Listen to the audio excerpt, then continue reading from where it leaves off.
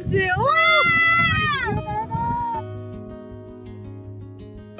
তো এখানে এসে ব্রেন একদম রিল্যাক্সড হয়ে যায়। টাটা,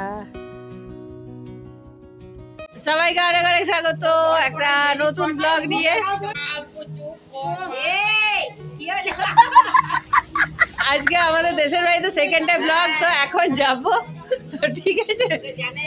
সব বাচ্চাগুলোকে চুপ করানো যায়, আমার মাটিকে চুপ করানো যায় না, বকেই যাচ্ছে।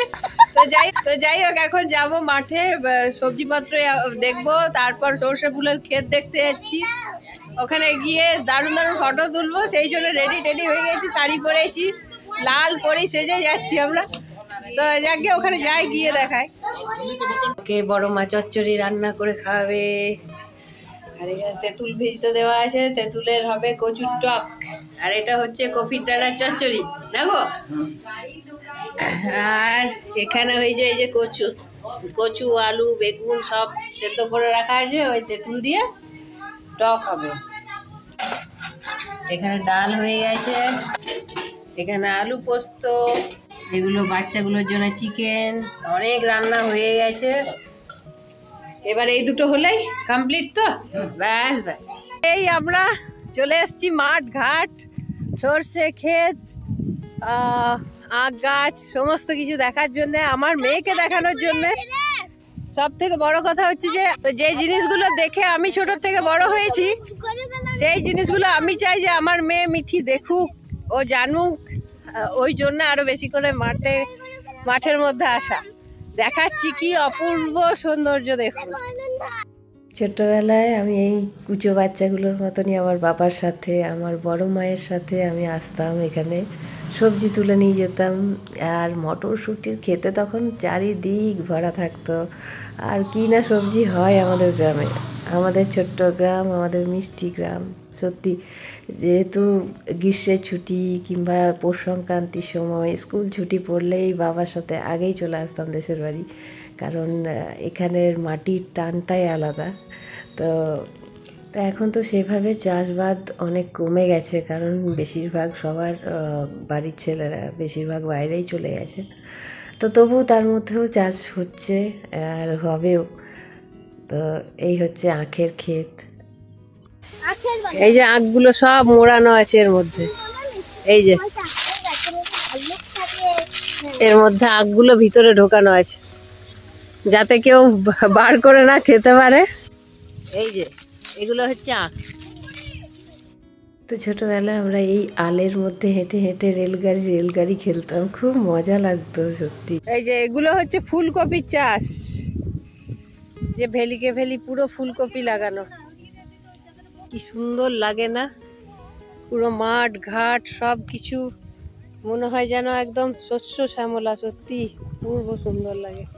তো ছোটবেলায় আমরা তো এই সর্ষে বাড়ির মধ্যেই লুকোচুরি খেলতাম, কারণ আমরা ছোট ছোট ছিলাম তখন। সর্ষে ফুলের গাছের আড়ালে আমরা লুকিয়ে পড়তাম খুব সহজে। তো সেই সব দিন খুব ভালো, বেশি মনে পড়ছে। অপূর্ব, দারুণ দারুণ দারুণ।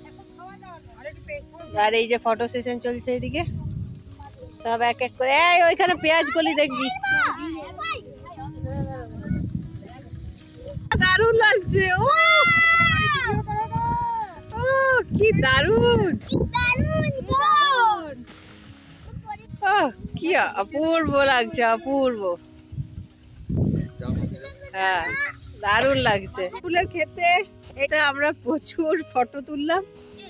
এবার আখ খেতে যাবো, দেখি আখ ভাঙবো। এই যে সবাই ফটো তুলতে ব্যস্ত, ছানা পোনা গুলো। আখের গাছের ক্ষেত, এই যে এইভাবে। জানেন, দিন কয়েক আগে এখানে একটা বড় সাপ বেরিয়েছিল, ওই ভয়ে মিঠি, আমার নাতনি, সবাই ওরা কিছুতেই, ভাইয়ের ছেলে মেয়ে কেউ ঢুকতে চাইছে না, সব ভয়ে আখের ক্ষেতের থেকে পালিয়ে গেল যে সাপ আছে। এই হচ্ছে আখের ক্ষেত, আখ ভাঙবো বাড়ি যাওয়ার আগে।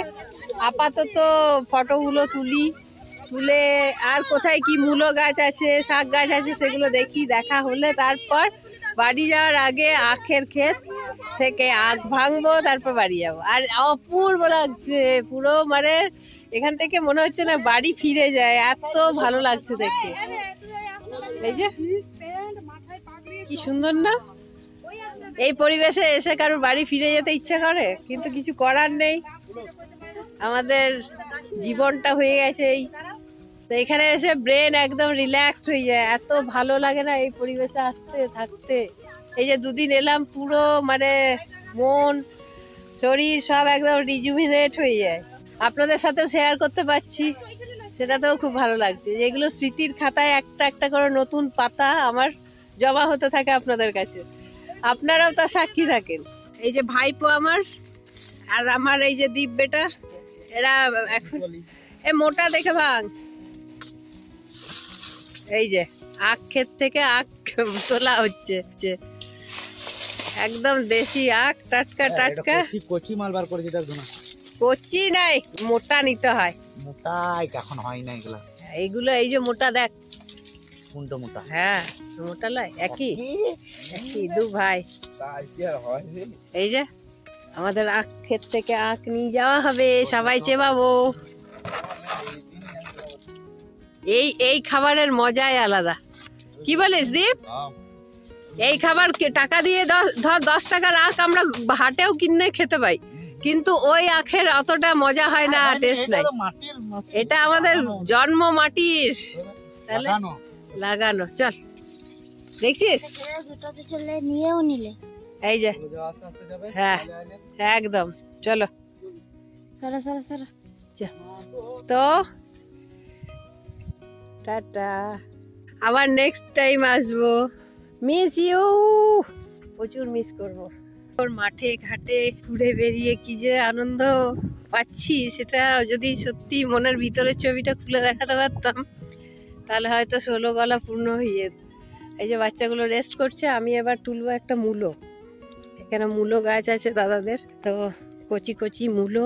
এই যে এগুলো হচ্ছে মূলো গাছ, এই যে সুন্দর মূলো গাছ, এই যে মূলো হয়েছে, একটা তুলে দিই। এই হচ্ছে দুটো মূলো তুললাম কোনো রকমে, মাটি শক্ত বলে আর তুলতে পারলাম না, ব্যাস। এটা ভাতে খাবো আজকে স্যালাড করে, দারুণ টেস্টি। এছাড়াও ঘরে নিয়ে গেছে বলে আর নিলাম না, জাস্ট আপনাদেরকে দেখানোর জন্য দুটো তুললাম। মাঠ ঘাট সর্বস্ব ঘুরে দেখা হলো। এখন বাজে প্রায় বেলা 12:30, এবার বাড়ি ফিরছি। এবার বাড়িতে গিয়ে খাওয়া দাওয়া করে আবার বেরিয়ে পড়বো দিদির বাড়ির জন্য, তারপর কালকে যাবো দুর্গাপুর। তো এখনো একদিন বাকি আছে,